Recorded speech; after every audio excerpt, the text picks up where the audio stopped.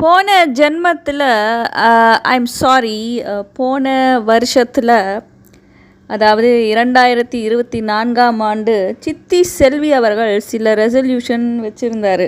அதாவது அவர் வச்சுருந்தாருன்னு நம்ம தான் சொல்லியிருந்தோம். ஆனால் அது அவரோட ரெசல்யூஷன் தான், அது வேறு விஷயம்.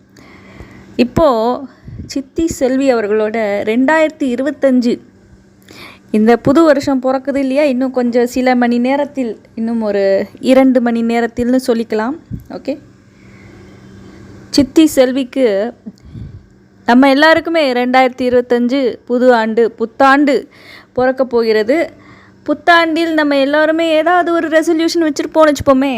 நான் ரெசல்யூஷன் வைக்கணும்னு பார்த்து கடைசியில் எதுவுமே நம்ம ஃபாலோ பண்ண மாட்டோம். அப்படின்றதுனால இப்போ நான் சொல்கிறத நான் அடுத்த 1 ஹவரில் கூட ஃபாலோ பண்ண மாட்டேன். அந்த மாதிரி ஒரு கேஸ் நான். ஸோ அதனால் நியூ இயர் ரெசல்யூஷன்லாம் நான் வைக்கிறதில்ல. இருந்தாலும் சில ஆளுமை படைத்த முகிலன் அவர்கள் சொன்ன மாதிரி, அதாவது வீரப்பன் அவர்களுடைய சமையல்காரர் திரு முகிலன் அவர்கள் சொன்னது போல், வீரம் நிறைந்த முகிலன் சொன்னது போல், சித்தி செல்வி அவர்கள் ஆளுமை நிறைந்தவர்கள். ஸோ ஆளுமை நிறைந்தவர்கள் எல்லோரும் நியூ இயர் ரெசல்யூஷன் வச்சுருப்பாங்க. ஸோ சித்தி செல்வியோட 2025க்கான நியூ இயர் ரெசல்யூஷன் என்ன அப்படின்னு நம்ம பார்க்க போகிறோம். ஸோ முதல்ல அது பார்க்கறதுக்கு முன்னாடி 2024 வந்த ரெசல்யூஷன் எல்லாம் சித்தி செல்வி அவர்கள் கடைப்பிடித்தார்களா அப்படின்றதையும் நம்ம கவனிக்கணும் இல்லையா. 2024 ஃபஸ்ட்டு ரெசல்யூஷன் என்ன அப்படின்னு பார்த்தீங்கன்னா, சார்ஜ் ஷீட்டு குப்பைன்னு சொன்னாங்க சித்தி செல்வி அவர்கள். அந்த குப்பைகளை அள்ளி கார்ப்பரேஷன் லாரியில், அவங்க ஊரில் கார்ப்பரேஷன் லாரி இருக்காது, பட் அரசு லாரின்னு வச்சுப்போமே, குப்பை தொட்டி லாரி அதில் எல்லாத்தையும் பொறுக்கி எடுத்து போடுவாங்க அப்படின்னு நம்ம எக்ஸ்பெக்ட் பண்ணோம். ஆனால் சித்தி செல்வி அவர்கள் அனுரா அவர்களோட சார்ஜ் ஷீட்டையும் சேர்த்து பிடுங்கி வச்சுருக்காரு அப்படின்றத நம்ம கேட்டு தெரிஞ்சுக்கிட்ட போது, சரி இந்த சார்ஜ் ஷீட்டுக்கான புத்தாண்டு ஆசையை அவர் நிறைவேற்ற போகிறதில்ல. ஸோ 2025 சார்ஜ் ஷீட்டை குப்பை தொட்டியில் போடுவார்னு நம்ம எக்ஸ்பெக்ட் பண்ண முடியாது. ஏன்னா அந்த குப்பைகளை கொஞ்ச நாள் வச்சுருப்பார் அவர், அதனால் அவர் வச்சுருக்கட்டும். ஓகே, இந்த கேஸ் முடிகிற வரைக்கும் சித்தி செல்வி அவர்கள் சார்ஜ் ஷீட் குப்பையை அவர் வீட்டில் வைத்திருப்பார். ஓகே, இப்போது அடுத்த ரெசல்யூஷன் என்னன்னு பார்ப்போம். ஸ்ரீமதி மணிமண்டபத்தில் புளிய மரத்தை நடுவார்னு நம்ம எக்ஸ்பெக்ட் பண்ணிகிட்டு இருந்தோம். அதில் ஊஞ்சலை கட்டி, ஸ்ரீமதிக்காக ஊஞ்சல் ஆட்டுறதுக்கு ஊஞ்சல் கட்டி ஒரு புளிய மரத்தை நடுவார்னு பார்த்தோம். ஆனால் சித்தி செல்வி அவர்கள் அதை செய்யவே இல்லை. ஏன் என்று தெரியவில்லை. ஏன் ஸ்ரீமதிக்கு ஊஞ்சல் பிடிக்கவில்லையா என்பது நமக்கு தெரியவில்லை. அதனால் 2025 இந்த ரெசல்யூஷனை சித்தி ஃபாலோ பண்ணுவாங்க அப்படின்னு நம்ம நம்புகிறோம். ஸ்ரீமதி மணிமண்டபத்தில் சித்தி செல்வி அவர்களே, நீங்கள் 1008 மரம் நடுறீங்க ஒரு மயானத்தில், அதே போல் செடிகள் நடுறீங்க, ரோஜா செடி, கனகாமரம் செடியெல்லாம் நடுறீங்க, அதெல்லாம் ஓகே. ஆனால் நீங்கள் புளிய மரத்தை நட்டு அதில் ஒரு ஊஞ்சல் கட்டி விட்டுட்டிங்கன்னா ஸ்ரீமதிக்கு யூஸ்ஃபுல்லாக இருக்கும் அப்படின்றத நீங்கள் யோசிக்கவே இல்லை. இது போன வருஷமே செய்ய வேண்டியது, ஆனால் நீங்கள் செய்யவே இல்லாததுனால உங்களுக்கு இப்போ நான் மறுபடியும் ரிமைண்ட் பண்ணுறேன். 2025 இந்த வருஷத்தில் ஓகே, ஒரு புளிய மரத்தை நட்டு அதுக்கு ஒரு ஊஞ்சல் கட்டி ஸ்ரீமதிக்காக விட்டு வைங்க அப்படின்னு நான் சொல்கிறேன். ஸ்ரீமதி அதில் ஊஞ்சல் ஆடும் பொழுது நீங்கள் அதை ரெக்கார்ட் பண்ணி எங்களுக்கு யூடியூப் சேனல், உங்கள் யூடியூப் சேனலில் அதை டெலிகாஸ்ட் பண்ணுறீங்க. ஓகே, அப்புறம் ரோஜா செடிகள் 4 கலராக ரோஜா செடிகள் நடுவது அப்படின்ற ரெசல்யூஷன். அது பார்த்திங்கன்னா சித்தி செல்வி ஒரு 2-3 கலர் அங்கே நட்டு வச்சுருக்காங்க போல இருக்குது ரோஜா செடி. சரி, அதை நம்ம இக்னோர் பண்ணிவிடுவோம். அது 4 கலர் இருந்தான்னு, 2 கலர் இருந்தான்னு ரோஜா செடி. ரோஜா தான், எந்த கலரில் பூத்தாலும் அது ரோஜா தான். அதனால் 2025க்கு அந்த செடிகளை பற்றி நம்ம பேசிக்க வேணாம், ஏற்கனவே ரோஜா செடி அங்கே இருக்கிறது. அப்புறம் சித்தி செல்வி அவர்களே, ஸ்ரீமதிக்கு மஞ்சள் கலர் பிடிக்கும் நீங்கள் சொல்லியிருந்தீங்க. மஞ்சள் கலரில் பூ எதுவும் வைக்கலையா ஸ்ரீமதி சமாதியில்? அப்படி ஒரு வேளை வைக்கலை அப்படின்னா, ஏன்னா உங்கள் வீடியோஸ் நான் ரொம்ப ஃபாலோ பண்ணுறதில்ல, நீங்கள் செடி கொடி மரம்லாம் காமிக்கும்பொழுது மஞ்சள் கலர் பூ உள்ள செடிகள் இருக்கா அங்கே அப்படின்றத நான் நோட்டீஸ் பண்ணலை. அதனால் நீங்கள் வச்சிங்களான்னு தெரில. ஒரு வேளை நீங்கள் வைக்கலை அப்படின்னா மஞ்சள் கலர் பூவை இல்லை செடியை நீங்கள் வச்சுடுங்க. ஓகே, அப்புறம் சித்தி செல்வி அவர்களே, ஸ்ரீமதிக்கு பாகற்காய் செடி ரொம்ப பிடிக்கும் அப்படின்னு நீங்கள் சொல்லியிருந்தீங்க. சாரி, பாகற்காயே ரொம்ப பிடிக்கும்னு சொல்லியிருந்தீங்க. பாகற்காயை விரும்பி விரும்பி சாப்பிட்ற ஒரே ஜீவராசி ஸ்ரீமதியாக தான் இருந்திருக்கணும்னு நினைக்கிறேன். அஃப்கோர்ஸ் எனக்கும் பிடிக்கும் பாகற்காய். ஆனால் ரொம்ப பிடிச்ச ரொம்ப பிடிச்ச காய்கறியில் பாகற்காய் இல்லை எனக்கு. ஆனால் ஸ்ரீமதிக்கு பாகற்காய் ரொம்ப பிடிக்கும்னு சொல்லியிருக்கீங்க. அதுக்காகவே நீங்கள் ஸ்ரீமதிக்காக பாகற்காய் செடி அங்கே நட்டு வச்சிங்களா? கேள்வி கேட்குறேன். இப்போது சொல்லுங்கள். ஸ்ரீமதிக்கு பாகற்காய் பிடிக்கும்ல, ஒரு பாகற்காய் செடியை கொண்டு போய் அங்கே நட்டு வைங்க. ஸ்ரீமதி அவளுக்கு வேணும் போதெல்லாம் சாப்பிட்டுப்பா. ஓகே. அப்புறம் சித்தி செல்வி அவர்களே, ஸ்ரீமதிக்கு வந்து மீன் ரொம்ப பிடிக்கும்னு சொல்லியிருந்தீங்க. மீன் சாப்பிட பிடிக்குமா இல்லை விளையாட பிடிக்குமான்றது எனக்கு கரெக்டாக தெரியல. ஆனால் மீன் சாப்பிட பிடிக்கும் நீங்கள் சொல்லியிருந்தீங்கன்னு நினைக்கிறேன், எனக்கு தெரியாது. ஸோ உங்களுக்கு ஸ்ரீமதிக்காக ஓகே மீன்கள் பிடிக்கும் அப்படின்றதுனால மண்டபத்தை சுற்றி ஒரு ரிவர் இல்லை ஒரு பாண்டாவது நீங்கள் வச்சுருக்கலாம். நீங்கள் ஒரு குளமோ இல்லை ஒரு ஆறோ வச்சுருந்தீங்கன்னா ஸ்ரீமதி எவ்வளோ ஜாலியாக அத்தனை மீன்களோடையும் விளையாடி இருப்பா. ஏன் உங்களுக்கு அது தோணவே இல்லை? ஸ்ரீமதி வந்து விளையாட வேண்டாமா? அவள் இறந்துட்டான்னா அவள் ஆவிக்கு வந்து விளையாட தோணாதா என்ன? அந்த பொண்ணு பாவம் அது தனியாக உட்காந்துட்ருக்காங்க அந்த மணிமண்டபத்தில். அந்த பொண்ணுக்கு விளையாடுறதுக்கு ஆள் இல்லை. அப்போ மீன்களை கொண்டு வந்து ஒரு குளமோ ஒரு ரிவரோ நீங்கள் வச்சுருந்தீங்கன்னா அதில் மீன்கள் நீங்கள் போட்டு வச்சிட்டிங்கன்னா ஸ்ரீமதி வந்து ஜாலியாக அங்கே வந்து விளையாடிட்டுருப்பா. அவள் டைம் பாஸ் பண்ணணும் இல்லையா? இந்த மாதிரி அந்த பொண்ணை ரொம்ப சோகத்தில் தனியாக விட்டுட்டு வந்திருக்கீங்களே, உங்களுக்கே நியாயமாக இருக்கா? அப்புறம் சித்தி செல்வி அவர்களே, இன்னும் நீங்கள் வந்து ஸ்ரீமதியோட மணிமண்டபத்தில் வந்து ஸ்ரீமதிக்கு சமைக்க தெரியும்னு ஏற்கனவே சொல்லியிருந்தீங்க. ஸ்டவ்வு கேஸ் எல்லாம் இதெல்லாம் ஃபெசிலிட்டிஸ் வச்சுருந்தீங்கன்னா அந்த பொண்ணு எப்போல்லாம் பசிக்கிறதோ அப்போல்லாம் சமைச்சு சாப்பிட்டுப்பா. நீங்கள் அதுவும் செய்யாமல் விட்டுட்டீங்க. அதுக்கப்புறம் ஸ்ரீமதிக்கு வந்து கார் ஓட்ட தெரியும்னு சொன்னீங்க. BMW கார் வாங்கணும்னு நீங்கள் அஃப்கோர்ஸ் உங்களோட ரெசல்யூஷனில் அதுவும் ஒன்று தான். ஆனால் அதுக்கு பதிலாக நீங்கள் டிராக்டர் வாங்கிட்டீங்கன்னு வச்சுக்கோங்களேன். ஓகே. ஸோ அதனால் நீங்கள் வந்து அந்த பொண்ணுக்கு BMW ஆடி கார்லாம் நீங்கள் வாங்கி கொடுத்துட்டிங்கன்னா அந்த பொண்ணு கார் ஓட்ட தெரியுன்றதுனால அந்த பொண்ணு ஸ்ரீமதி வந்து எங்கேயாவது வெளியில் போயிட்டு வரணும், அவளுக்கு எங்கேயாவது ஊர் சுற்றணும், எங்கேயாவது போய் வேடிக்கை பார்க்கணும் அப்படின்னா அந்த பொண்ணு காரில் போயிட்டு வருவாள். அதனால் சித்தி செல்வி அவர்களே, ஸ்ரீமதியோட மணிமண்டபத்தில் சமாதியில் வாசல்லி அந்த இடத்துலையே 2 கார் அவளுக்காக எடுத்து அரேஞ்ச் பண்ணி வச்சுடுங்க. ஓகே. அப்புறம் சித்தி செல்வி அவர்களே, ஸ்ரீமதிக்கு டான்ஸ் ரொம்ப பிடிக்கும்னு சொல்லியிருந்தீங்க. அதுவும் முக்கியமாக விஜயோட டான்ஸ் ரொம்ப பிடிக்கும்னு சொல்லியிருந்தீங்க. அதனால் மணிமண்டபத்தில் நீங்கள் இன்னும் டிவியே வைக்கல செல்வி அவர்களே. நீங்கள் வந்து ஸ்ரீமதிக்காக ஒரு டிவி போட்டு அதில் வந்து விஜயோட பாட்டெல்லாம் நீங்கள் வந்து ரெக்கார்ட் பண்ணி அதை ப்ளே பண்ண விட்டுருந்தீங்கன்னு வச்சுக்கோங்களேன். அந்த பொண்ணு நினைக்கும் போதெல்லாம் தோணும் போதெல்லாம் டான்ஸ் ஆடணும்னு தோணும் போதெல்லாம் டான்ஸ் ஆடுவா. விஜய் பாட்டை பார்த்து இன்னும் ரசித்து பார்ப்பா. விஜயோட டான்ஸ்னால் அவளுக்கு பிடிக்கும்னும் பொழுது நீங்கள் ஏன் செல்வி அவர்களே இப்படி வந்து அந்த பொண்ணுக்கு ஒரு டிவி கூட வைக்காமல் அந்த பொண்ணை கொடுமைப்படுத்துகிறீங்க?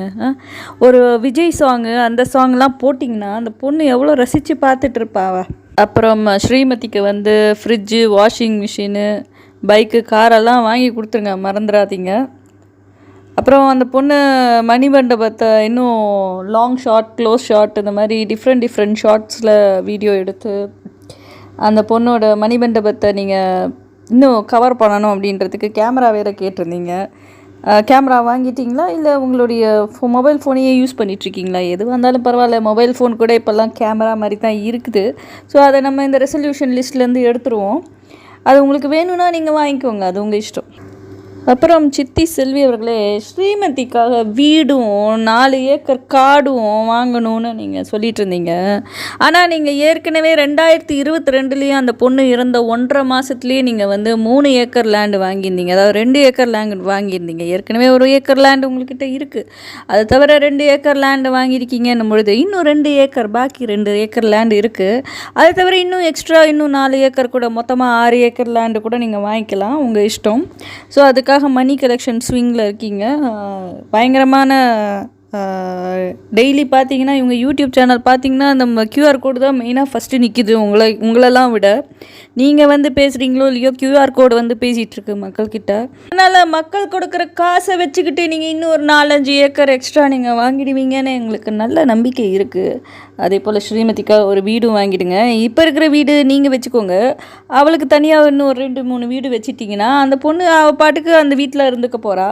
அதில் தினமும் நீங்கள் ஒரு 10 வீடியோ போடுங்க சித்தி செல்வி அவர்களே. அந்த 10 வீடியோலையும் ஒரு வீடியோலையும் பார்த்தீங்கன்னா அட்லீஸ்ட் ஒரு 20 டைமாவது அந்த கியூஆர் கோடை காமிச்சிடுங்க. அப்போ தான் மக்கள் வந்து உங்களுக்கு காசு அள்ளி கொடுப்பாங்க. அப்போ தான் நீங்கள் போன வருஷம் ரெசல்யூஷனே நீங்கள் இன்னும் ஃபுல்ஃபில் பண்ணாமல் இருக்கீங்க, அவ்வளவும் நீங்கள் இன்னும் நிறைய செய்யாமல் இருந்திருக்கீங்க. இதெல்லாத்தையும் நிறைவேற்றணும் அப்படின்னா நீங்கள் கண்டிப்பாக நிறைய கலெக்ஷன் வாங்கணும். உங்ககிட்ட நிறைய காசு இருந்தால் தான் இவ்வளவும் செய்ய முடியும். ஓகே, ஏற்கனவே நீங்கள் பல கோடி கேட்டீங்க. உங்களுக்கு இப்போ எத்தனை கோடி மக்கள் வந்து உங்களுக்கு கொடுத்துருக்காங்கன்னு தெரியல. இன்னும் பல கோடி நீங்கள் சம்பாதிக்கணும்னு நாங்கள் விரும்புகிறோம். அப்போ தான் ஸ்ரீமதி ஜாலியாக இருப்பா, நல்லா சந்தோஷமாக இருப்பா இல்லையா? ஓகே சித்தி செல்வி அவர்களே, 2024லேயே நீங்கள் உங்களுடைய ரெசல்யூஷன் நீங்கள் வந்து முழுசாக கடைப்பிடிக்கலை, முழுசாக அதை அடையலை, நிறைவேற்றலை. அதனால் அதில் இருக்கிற பாக்கி நான் இப்போ சொல்லியிருந்த அத்தனை ரெசல்யூஷனையும் நீங்கள் வந்து ஃபாலோ பண்ணிவிடுங்க, நிறைவேற்றிடுங்க இந்த வருஷத்தில் 2025. அதை தவிர சில ரெசல்யூஷன் இருக்கிறது. 2024 விக்கிரவாண்டின்னு ஒரு ஊர் இருக்குது.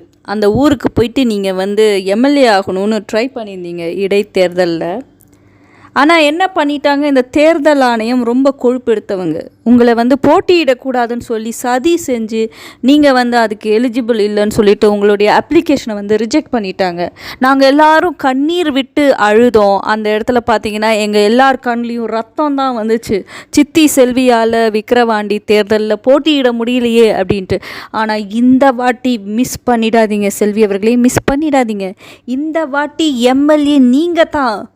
ஒரு தொகுதியில் கிடையாது, இன்னும் ஒரு 10 தொகுதியில் நீங்கள் எம்எல்ஏ ஆகி காட்டுறீங்க. ஓகே, எப்போவுமே செல்வி அவர்களே நம்மளுக்கு வந்து ஒரு தோல்வி வந்துடுச்சுன்னு வச்சுக்கோங்களேன், நம்மளை யாராவது ரிஜெக்ட் பண்ணிட்டாங்க அப்படின்னா 10 மடங்கு நம்ம சாதிச்சு காட்டணும். அதே மாதிரி ஒரு இடத்துல தான் உங்களை வந்து எம்எல்ஏ ஆக முடியாது அப்படின்னு ரிஜெக்ட் பண்ணாங்க. ஆனால் நீங்கள் என்ன ப்ரூவ் பண்ண போகிறீங்க? ஒரு தொகுதி இல்லைங்க, ஒரு தொகுதி இல்லை, 10 தொகுதியில் நீங்கள் எம்எல்ஏக்கான எலெக்ஷனில் நின்று அந்த 10 தொகுதியிலையும் நீங்கள் தான் எம்எல்ஏ ஆகுறீங்க. ஓகே செல்வி அவர்களே, இதுதான் உங்களுடைய 2025க்கான ஒரு மிகப்பெரிய ரெசல்யூஷன். இதை நீங்கள் செய்து காட்டுவீங்க அல்லவா? யூடியூப்பில் தினமும் கதை சொல்லி மக்களை வந்து உங்கள் பக்கம் இழுத்துட்ருக்கீங்க. உங்களுக்கு ஜெயலலிதா அவர்களோட ஸ்டோரி தெரியுமா? அவங்க வந்து எப்போவுமே ஜெயலலிதா அவர்கள் மேடைகள்லாம் பேசும்பொழுது எப்போவுமே ஒரு குட்டி கதை ஒன்று சொல்லுவார். குட்டி கதை சொன்னோடனே மக்கள்லாம் மயங்கி ஜெயலலிதா பக்கம் நிற்பாங்க. வாவ், இவரை போல ஒரு தலைவர் உண்டா அப்படின்னு சொல்லிட்டு. அதே மாதிரி ஜெயலலிதா மாதிரியே நீங்கள் காப்பி அடிக்கிறீங்க செல்வி அவர்களே. ஜெயலலிதா எப்படி அவர் புடவையை போட்டிருப்பாரோ அதே மாதிரி நீங்களும் போட்டிருக்கீங்க. அதே மாதிரி ஜெயலலிதா குட்டி கதைகள் சொல்லுவார், மாரல் ஸ்டோரின்னு சொல்லிட்டு. அதே மாதிரி நீங்களும் தினமும் யூடியூப்பில் கதையாக சொல்லிட்டு இருக்கீங்க செல்வி அவர்களே. மக்கள் நீங்கள் சொல்கிற கதைகளை கேட்டு மயங்கி நிற்கின்றனர். கண்டிப்பாக உங்களுக்கு வந்து முதல்வர் ஆகிறதுக்கும் சான்ஸ் இருக்குது. நீங்கள் என்ன பண்ணுங்கள், 2025 10 தொகுதியில் எம்எல்ஏ ஆகிடுங்க. அப்போ வந்து உங்கள் கட்சியில் நீங்கள் தனியாக தான் நிற்கிறீங்க, ஆனால் அது ஒரு கட்சியாக ஃபார்ம் ஆகிடும் வச்சுக்கோங்களேன். 10 தொகுதியில் நின்னீங்கன்னா 10 பேர் உங்களோட கட்சியில் இருக்கிற மாதிரி தான் அதை வச்சுக்க முடியும். ஸோ அது புது கட்சியாக மாறிடும். அப்போ என்ன பண்ணலாம், அந்த 10 பேர், அதாவது அந்த 10 எம்எல்ஏக்கள் உங்ககிட்ட இருக்காங்க. அதாவது அந்த 10 எம்எல்ஏக்களும் நீங்கள் தான், அந்த 10 எம்எல்ஏக்களும் உங்கள் கட்சி தான். ஸோ அதனால் அது புது கட்சியாக மாறிடும். அதனால் 10 இடத்துலையும் நீங்கள் ஜெயிச்சு எம்எல்ஏ ஆனதுனால உங்களுக்கு வந்து முதல்வர் பதவிக்கான தகுதி வந்து ஆட்டோமேட்டிக்காக வந்துடும் செல்வி அவர்களே. அதனால் 2025 நீங்கள் எம்எல்ஏ ஆகிடுங்க 10 தொகுதியில். 2026 நீங்கள் தான் முதல்வர். ஓகே, 2026 உங்களோட நியூ இயர் ரெசல்யூஷன் என்னவாக இருக்கும் அப்படின்னா முதல்வர் ஆகிறது தான். கண்டிப்பாக அதை நீங்கள் செய்வீங்க. எங்களுக்கெல்லாம் உங்கள் மேலே ரொம்ப நம்பிக்கை இருக்குது. ஏன்னா ஜெயலலிதா அவர்களை பார்க்குற மாதிரியே உங்களை பார்க்குற மாதிரி இருக்குது. ஏன்னா வந்து அவரும் புடவையை இப்படி போத்திக்கிட்டு தான் இருப்பார். அதே போல் அவரும் வந்து தினமும் இல்லை, அவர் மேடைகளில் கதைகள் சொல்லுவார், குட்டி ஸ்டோரிஸ், மாரல் ஸ்டோரின்னு. நீங்களும் தினமும் யூடியூப் சேனலில் வந்து கதைகள் சொல்லிகிட்ருக்கீங்க. எவ்வளோ பொருத்தம் பாருங்கள், சூப்பரான பொருத்தம். ஜெயலலிதா மாதிரியே தான் நீங்கள். ஓகே, கண்டிப்பாக உங்களுக்கு முதல்வர் ஆகிறதுக்கு நிறைய சான்ஸ் இருக்குது. அது மட்டும் இல்லாமல் 10 மெம்பர்ஸ் இருக்கிற ஒரு கட்சியில் 10 எம்எல்ஏக்கள் இருக்காங்க அப்படின்னா அது எவ்வளோ பெரிய கட்சி. நீங்கள் தான் அந்த 10 பேர், நீங்கள் தான் அந்த 10 எம்எல்ஏக்கள். அப்போ 10 இடத்துல நீங்கள் எம்எல்ஏவாக நீங்கள் நின்னீங்கன்னா, நீங்கள் ஆனீங்கன்னா முதல்வராகிற தகுதி வந்து ஆட்டோமேட்டிக்காக வந்துடும் செல்வி அவர்களே. கண்டிப்பாக 2026 நீங்கள் தான் முதல்வர், அடித்து சொல்கிறேன். அதே போல் 2027 நீங்கள் தான் பிரதமர். ஓகே, மோடிஜி எல்லாம் தனியாக கழட்டி வெளியில் எடுத்துட்டு, மோடிஜி அவர்களே நீங்கள் இந்தியாவை ஆண்டது போதும், செல்வி அவர்கள் இனிமேல் இந்தியாவை ஆளுவார் அப்படின்னு நம்ம அங்கே நிற்க வச்சுருவோம். சரியா? உங்களுக்கு அதுக்கு முன்னாடி என்ன பண்ணுங்கள், 2027க்குள் ஹிந்தி கற்றுக்கோங்க. ஏன்னா நம்ம தமிழ்நாட்டில் மட்டும்தான் தமிழ் பேசுகிறாங்க. நீங்கள் வட மாநிலத்தவர்களிடம் வந்து பிரச்சாரம் செய்யும் பொழுது, அதாவது யூடியூப்பில் தான் நீங்கள் பிரச்சாரம் செய்ய போகிறீங்க. நீங்கள் தயவு செஞ்சு வெயிலில் மழையிலலாம் போய் பிரச்சாரம் செய்யாதீங்க. வீட்டில் உட்காந்துக்கிட்டு மொட்டை மாடியில் உட்காந்துக்கிட்டு பிரச்சாரம் செய்யுங்க யூடியூப் சேனலில். இன்னொன்று, யூடியூப் சேனல் வந்து ஹிந்தியில் ஒரு யூடியூப் சேனல் ஸ்டார்ட் பண்ணிவிடுங்க. ஓகே, ஹிந்தியை எவ்வளோ சீக்கிரம் கற்றுக்க முடியுமோ கற்றுக்கோங்க. ஹிந்தி தெரிஞ்சால் தான் நீங்கள் நாட்டோட பிரதமராக ஆக முடியும்னு வச்சுக்கோங்க. ஏன்னா உங்களுடைய பிரச்சாரம் வந்து எல்லா ஸ்டேட்டுக்கும் போகணும், எல்லா மாநிலத்தவருக்கும் போகணும். அப்படின்னா நீங்கள் வந்து ஹிந்தியில் பேசினா தான் அது முடியும். ஏன்னா இங்கிலீஷில் நிறைய பேருக்கு வந்து புரியாது, வட மாநிலத்தவர்களுக்கும் புரியாது இங்கிலீஷில் பேசினா நிறைய பேருக்கு. அதனால் நீங்கள் வந்து ஹிந்தியில் பேசினா கரெக்டாக இருக்கும், எல்லா ஸ்டேட்டுக்கும் நீங்கள் பேசுகிறது புரிய ஆரம்பிச்சிடும். அதனால் சீக்கிரமாக ஹிந்தி கற்றுக்கோங்க செல்வி அவர்களே. அடுத்த 2027க்கான பிரதமர் பதவி வந்து உங்களை தேடி வந்துக்கிட்டு இருக்குது, வெயிட் பண்ணிக்கிட்டு இருக்குது டெல்லியில். நீங்கள் வருவீங்க, அந்த பிரதமர் நாற்காலியில் உட்காருவீங்கன்னு சொல்லிக்கிட்டு, அந்த நாற்காலி, பிரதமரோட நாற்காலி செல்வி அவர்களுக்காக வெயிட் பண்ணிக்கிட்டு இருக்குது. அதனால் மறந்துடாதீங்க, சீக்கிரம் ஹிந்தி கற்றுக்கோங்க. ஒரு யூடியூப் சேனல், ஹிந்தியில் ஒரு யூடியூப் சேனல் ஸ்டார்ட் பண்ணி அங்கே ஒரு மொக்கை போடுங்க. நீங்கள் உங்களுக்கு தெரிஞ்ச கதையெல்லாம் சொல்லி பிரதமர் ஆகிறதுக்கான முயற்சியை இப்போத்துலேருந்தே தொடங்குங்க அப்படின்றது தான் நான் சொல்லுவேன். ஓகே மக்களே, இப்போது 2025க்கான செல்வி அவர்களோட நியூ இயர் ரெசல்யூஷன்லாம் பார்த்தோம். ஸோ அவர்கள் வந்து 2024 நிறைவேற்றாத சில ரெசல்யூஷன் கூட இந்த வருஷத்தில் 2025 நிறைவேற்றிடுவார்னு நம்புவோம். அதே போல் அவரை 10 தொகுதிகளில் எம்எல்ஏவாக நாம் பார்க்க போகிறோம். ஓகே, நாம் எல்லோரும் வெயிட் பண்ணிகிட்ருக்கோம் செல்வி அவர்களோட எம்எல்ஏவோட என்ட்ரி எப்படி இருக்குன்னு சொல்லிட்டு. அந்த 10 தொகுதிகள்லையும் சித்தி செல்வி அவர்கள் வந்து மிகப்பெரிய நன்மை செய்ய போகிறார். எப்படிப்பட்ட நன்மை என்றால், தாகமாக இருக்கிறவங்களுக்கு தண்ணீர் கொடுத்து ஹெல்ப் பண்ண போகிறார். உலகத்துலேயே மிகப்பெரிய ஹெல்ப் எது அப்படின்னு பார்த்தீங்கன்னா தண்ணீர் கொடுக்கறது. ஓகே, அதுவும் ஒரு கொடையை எடுத்து வச்சுக்கிட்டு, அந்த கொடைக்கு கீழே வாட்டர் கேனெல்லாம் வச்சுக்கிட்டு, அதில் வந்து மக்கள் வந்து வெயிலில் கஷ்டப்படுறாங்கன்னு சொல்லிட்டு தண்ணி கொடுக்கறதுன்றது எவ்வளோ பெரிய சேவை. அதையெல்லாம் செஞ்சு 10 தொகுதிகள்லையும் சித்தி செல்வி அவர்கள் 10 தொகுதிகள்லையும் ஒரு தெருலையும் தண்ணீர் பந்தல் வைப்பார். மிகப்பெரிய சேவை செய்ய போகிறார். கண்டிப்பாக வந்து சித்தி செல்வி அவர்களை 10 தொகுதிகளில் நம்ம எம்எல்ஏவாக 2025 பார்க்க போகிறோம். சரி, ஓகே, இப்போ மற்றவங்களாம் நீங்களாம் என்ன பண்ண போகிறீங்கன்னு பார்ப்போம். நீங்களாம் பிறந்ததே வீணுன்னு சொல்லுவேன், என்னையும் சேர்த்து தான். நம்மெல்லாம் எதுக்கு பிறந்திருக்கோன்னு எனக்கு தெரிய மாட்டேங்குது. சித்தி செல்வி போல சாதனை படைக்க போகும், சாதனை படைத்த ஆளுமையான ஒரு பெண்ணை போல் நாமெல்லாம் இருக்கோமா என்ன? இல்லை, நம்மெல்லாம் என்னத்தை பெருசாக சாதிச்சிட்டோம்? கமெண்ட் போடுறோம், யூடியூப்பில் வீடியோ போடுறோம். இதை தவிர நம்ம என்ன பண்ணிட்டோம்? ஒரு மண்ணும் செய்யலை. நம்ம எங்கேயாவது போய் எம்எல்ஏக்கு போய் நின்னோமா, இல்லை எம்பிக்கு போய் நின்னோமா? ஒன்றுமே செய்யலை. நீங்கள் யாராவது, உங்களில் யாராவது பிரதமரோ இல்லை முதல்வராகவோ இருக்கீங்களா? உங்களில் யாராவது எம்எல்ஏவாகவோ இல்லை எம்பியாகவோ இருக்கிறீர்களா? ஒன்றுத்துக்கும் உதவாத தண்டம் நம்மெல்லாம். ஓகேவா? ஆனால் சித்தி செல்வி அவர்கள் மிகப்பெரிய சாதனையை செய்ய போகிறார். 2025 வந்து செல்வி அவர்களுக்கான ஆண்டு என்றே சொல்லலாம். இருந்தாலும் இது புது வருஷம் என்பதால் உங்களை எல்லாரும் வாழ்த்த வேண்டும் அப்படின்றது தான் என்னுடைய ஆசை. நீங்களாம் மனம் துவண்டு போயிடாதீங்க. சித்தி செல்வியை நீங்களாம் ரோல் மாடலாக எடுத்துக்கோங்க. சித்தி செல்வி எப்படி சாதனை படைக்கிறார், எப்படியெல்லாம் கதை சொல்கிறார், எப்படியெல்லாம் பேசுகிறார், எவ்வளோ வீர தீரமாக பேசுகிறார், இதெல்லாம் நீங்கள் நோட் பண்ணி வச்சுக்கோங்க. அவரை போலவே நீங்களும் பெரிய ஆளாகணும், கோடி கணக்கில் சம்பாதிக்கணும், எம்எல்ஏவாகணும், எம்பி ஆகணும், முதல்வராகணும் அப்படின்ற கனவெல்லாம் நீங்கள் இப்போதுலேருந்தே ஸ்டார்ட் பண்ணுங்கள். இப்போ முடியலன்னா கூட ஒரு 4-5 வருஷத்தில் சித்தி செல்வி மாதிரி ஆகலாம்னு இல்லை, ஒரு 10 வருஷத்துலையாவது ஆகலாம்னு வச்சுக்கோங்க.